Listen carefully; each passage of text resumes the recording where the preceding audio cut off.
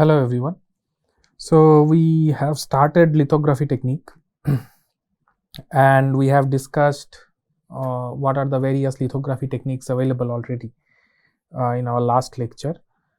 So we have seen that lithography techniques can be of various types. However, we are mostly focusing on photolithography, or you can say it UV lithography, which is again a kind of photolithography only, and then we will discuss e-beam lithography. To some extent, we already have discussed how lithography process is used for patterning techniques.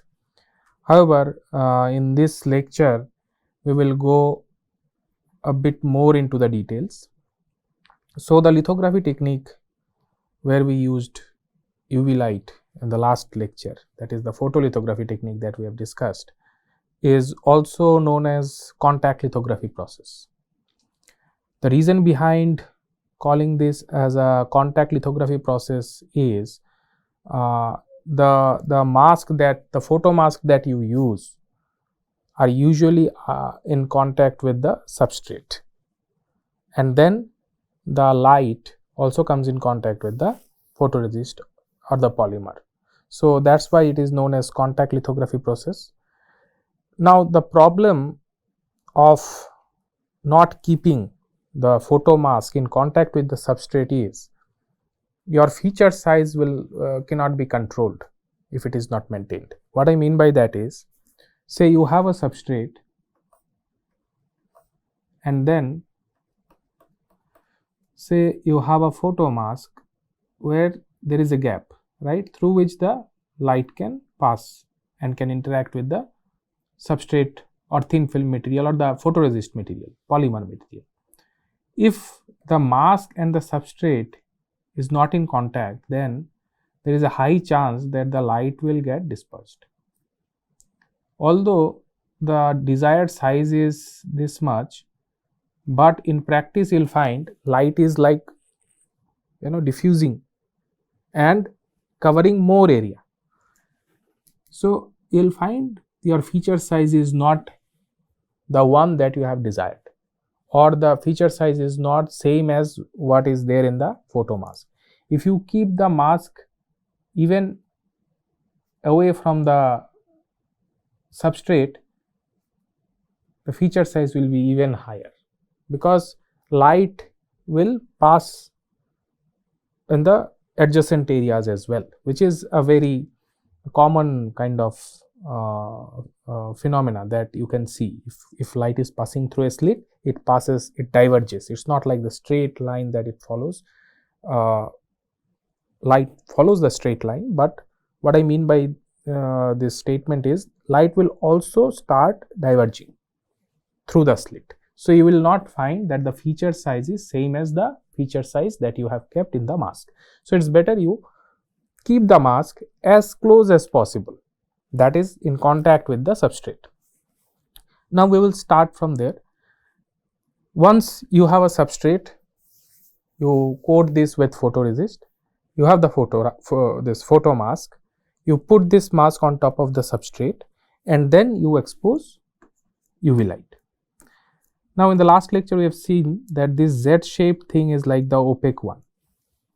It's not allowing the light to pass through. However, the rest of the mask is transparent. So after that exposure, after UV light exposure, you'll have two different areas. One area is unexposed area where no UV treatment has done, and another one is the exposed area where you have seen the UV treatment.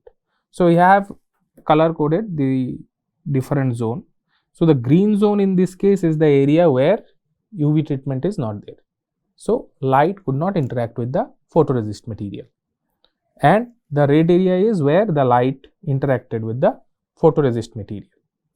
Now say in this case, when the light interacts with the polymer, the photoresist material, it makes it soft. So if you put this entire arrangement into a developer solution and if you keep it for a sufficient amount of time, you will find that this red area will be dissolved in the solution, because the developer solution will react with or will dissolve the soft polymer part. It is unable to dissolve the hard polymer part.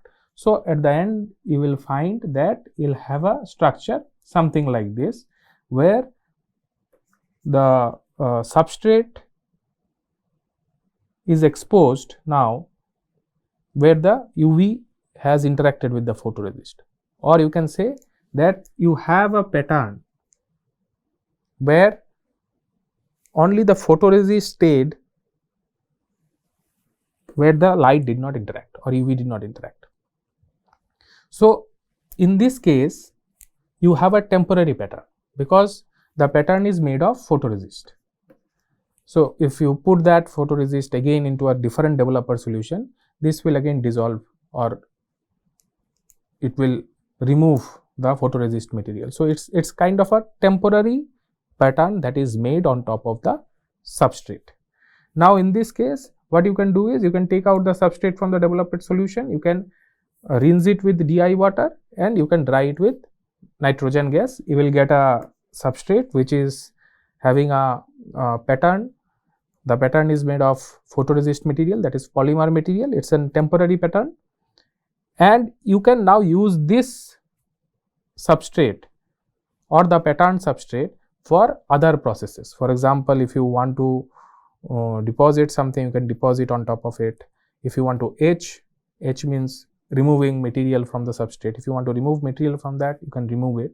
The advantage you get is, if you use it for deposition, then deposition will be like metal will be deposited or any material will be deposited throughout the substrate, and in this case in the middle you will find the material is deposited on top of the photoresist, which is the pattern photoresist.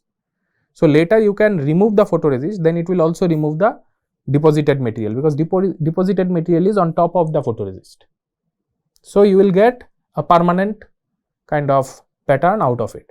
Or even if you put it in a solution to etch the substrate material, in this case for example, so if you want to etch the substrate material, the solution will interact with the uncovered area. Wherever it is covered with the photoresist, the pattern photoresist, there the solution cannot interact because it is covered. So you will find a pattern out of it, a permanent pattern out of it. So this is the whole objective of doing this lithography, right? So let us see, if you want to make a permanent pattern, what is the other processes involved. So one of the process I have mentioned over here. So in this case also you have a substrate, then you do a metal deposition. Now you have a substrate with a thin film of metal. For example, in this case you have taken silicon substrate and the metal is like gold. So you have a gold thin film over a silicon substrate. Now you spin coat the photoresist on top of that gold thin film. Now you have the substrate, silicon substrate, gold thin film, and then photoresist. This is the photoresist thin film on top of gold. Then you do that photolithography process that I have explained just in the previous slide, right? You expose, you put the photo mask on top of it, so there will be a mask on top of it. Then you expose this and UV light. So this UV light will react with this photoresist or interact with the photoresist, and say in this case you will have two different zones. One is exposed area, one is unexposed area, because in this case the Z is like the opaque, it is not allowing the UV light or any light to pass through. So in this case what you will get is the material underneath this pattern is unexposed area and this is exposed area, right? Then you put this into the developer solution. The exposed area will be dissolved and will be removed from the substrate. Then you will get a substrate where this portion is gold thin film and this green portion is your photoresist. Now what you do is you again put this entire pattern substrate in a solution where the solution will remove the gold. That means the solution will react with gold and will remove the gold from the substrate. So if you put this entire thing in a solution where the solution will react with gold and will remove the gold, you will have a substrate like this after this process, where now this portion is the substrate, that is silicon, and this is your photoresist. Remember, this photoresist has gold underneath because this is your photoresist. So photoresist has gold layer underneath. So this photoresist has a gold layer underneath. When you put the entire arrangement into the solution did not come in contact with the gold layer because there is a photoresist on top of it. So it was covering that.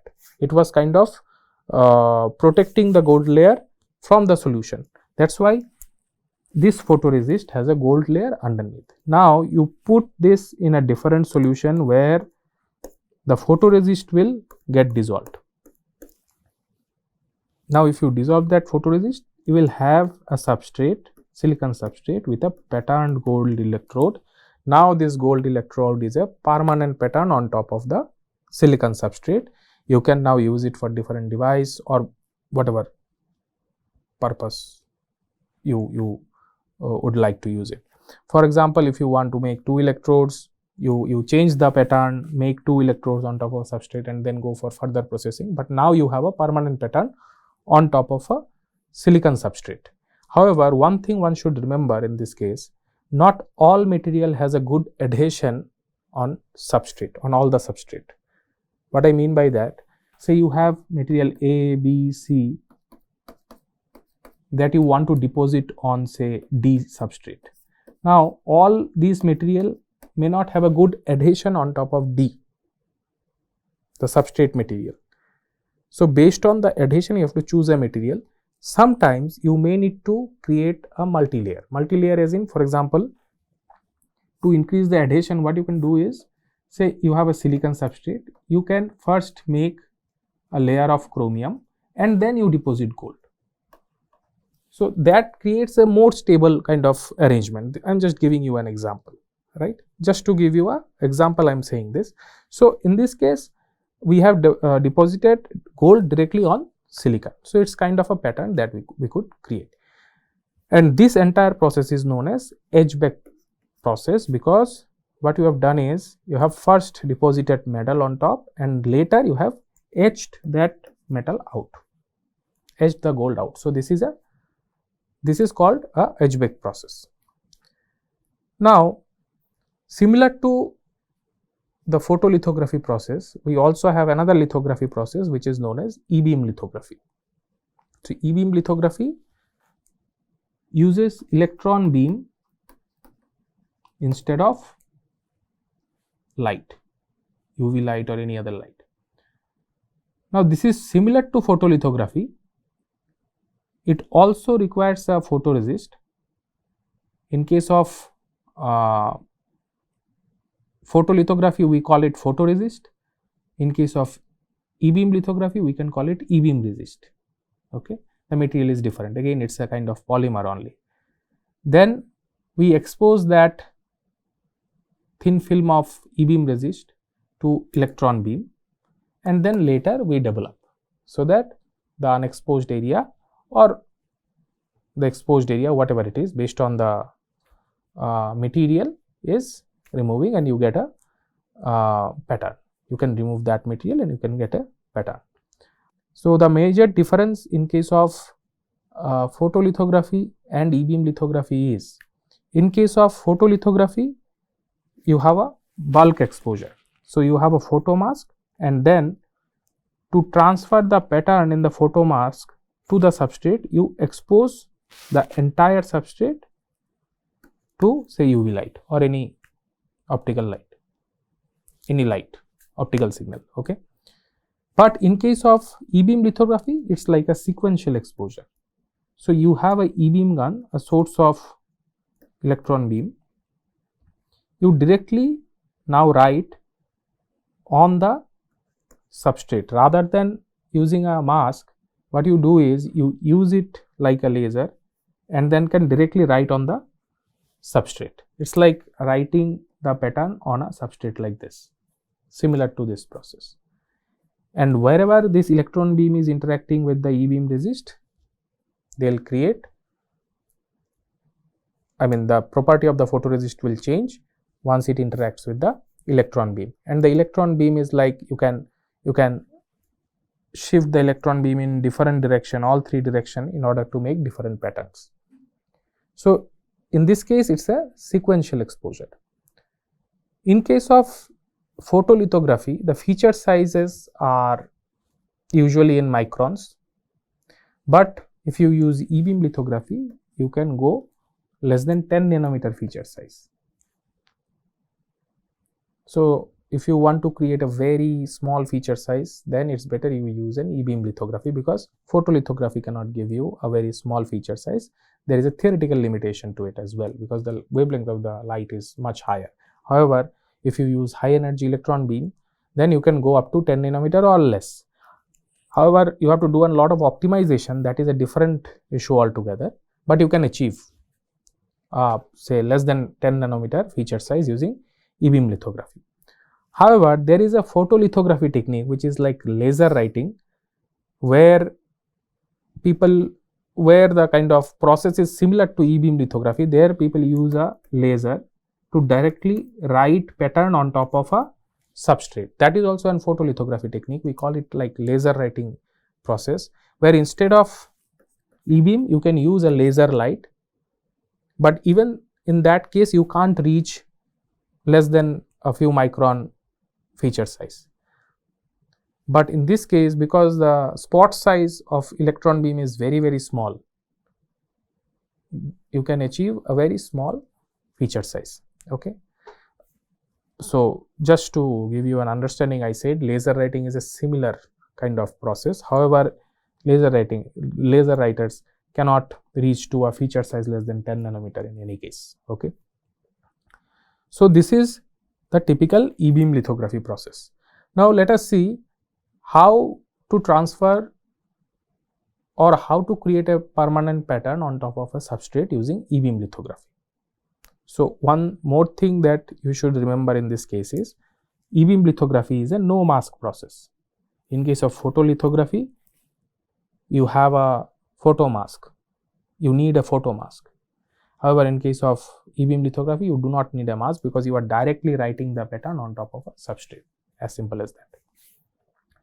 So here again I am showing the process associated with e-beam lithography. So you have a substrate and then you spin coat the e-beam resist on top of it. What is a spin coating? I already have mentioned in previous lecture. So up to this point the process is more or less same. In this case the resist thickness is between 330 to 500 nanometer. However, in case of photolithography, we mentioned the resist thickness is in microns, tens of microns. The substrate thickness is around 200 to 600 micrometers, say a standard silicon wafer. And then once you coat the e-beam resist in this case on the substrate, you put this into the e-beam lithography system, where you have an electron source and you pass the electron beam through an electromagnetic lens, and that lens focuses the entire electron beam to a single spot, and then you have beam deflector which you can use in order to deflect the beam in all three directions, and then you can write say some pattern, or you can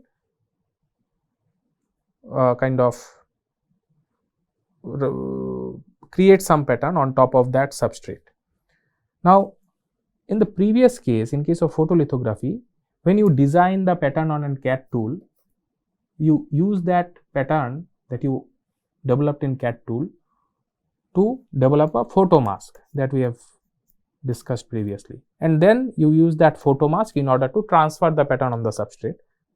However, in this case when you have a pattern on a CAD tool, you can directly put that into the system, and this electron source will then write the pattern on top of the substrate. It's like printing.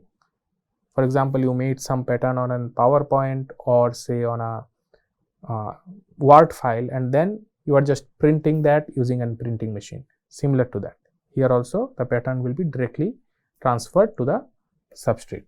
Now, when this electron beam is interacting with this photoresist, or sorry, e-beam resist, or the resist, let's say it's a resist, with the polymer material, it will soften that material, and then once you put this into the developer solution, because this exposed area is now soft, it will get dissolved to the developer solution, and then it will create a pattern like this, where this is your e-beam resist and this is the exposed wafer or exposed substrate.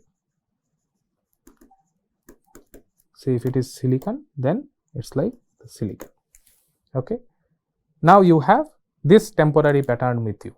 Now once you have that temporary pattern, what you can do is, so this is your temporary pattern, then you can deposit metal on top of it, or any material you can deposit on top of it. Now when you deposit the material, it will deposit, the material will get deposited on top of this exposed area and unexposed area both. So it will get deposited on top of the silicon and on top of the polymer material. Now once you have the metal deposited pattern substrate, you again insert this substrate into a developer solution, which will remove the polymer resist. So once this polymer resist is removed, the metal layer on top of that resist will also get removed. Now once this metal layer on top of this also get removed, you will have the Z pattern or the desired pattern on top of the substrate. Say if it's silicon, on top of the silicon substrate. So in this case, this particular process is known as Liftoff process. We call it Liftoff process. So usually in case of e-beam lithography, we use Liftoff process, we follow Liftoff process. However, you can use etch back as well, you can do etching also in this case. It depends on the kind of fabrication or pattern or geometry you want to make. But in both the cases, in photolithography also you can do Liftoff process. It depends on your strategy or the material under consideration. So one can decide based on that, but it's like a example that I have shown you, so that you get a clear idea about the fabrication process or the importance of the lithography or patterning. So we already have seen different types of lithography. We started with the classification of lithography and how these lithographies are associated with microfabrication of various devices, and lithography is one of the major process that one should follow when they are designing a certain sort of device. So it's very important to know different details about the lithography process. And as far as the microfabrication is concerned, we already have seen that photolithography and e-beam lithography both are actually very important. Apart from that, we also have contact lithography, soft lithography techniques, and soft lithography techniques are also important in case of non-conventional sensor fabrication. But as far as the conventional fabrication is concerned, we usually go ahead with these two techniques. Now again, here also, based on different samples, you may need to decide what lithography technique you want to go ahead with. As far as the e-beam lithography is concerned, the resolution will be much lower.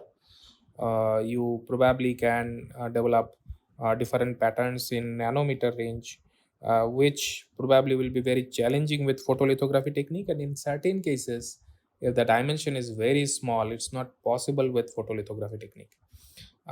So idea is based on the device requirement, one can choose whether to go ahead with photolithography or to go ahead with e-beam lithography. Of course, the cost of e-beam lithography machine would be much higher than that of the photolithography machine in general, I'm saying. So if something can be achieved using photolithography, then you can go ahead with photolithography method.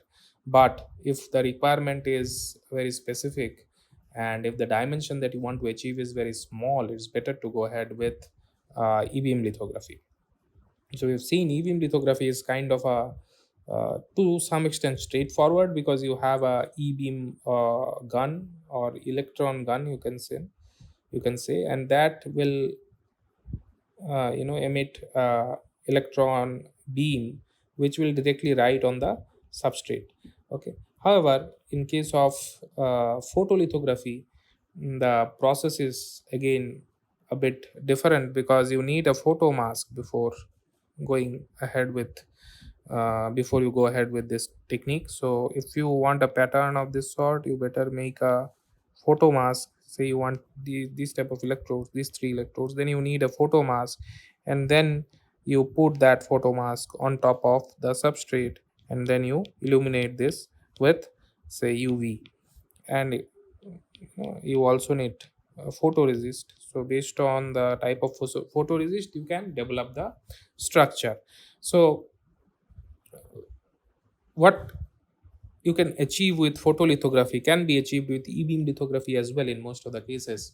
But in this case, you have to decide whether to go ahead with photolithography or e-beam lithography or not, because again, in certain cases you may find that the dimension associated with the device falls under photolithography technique, but developing photo mask and etc. is not that feasible.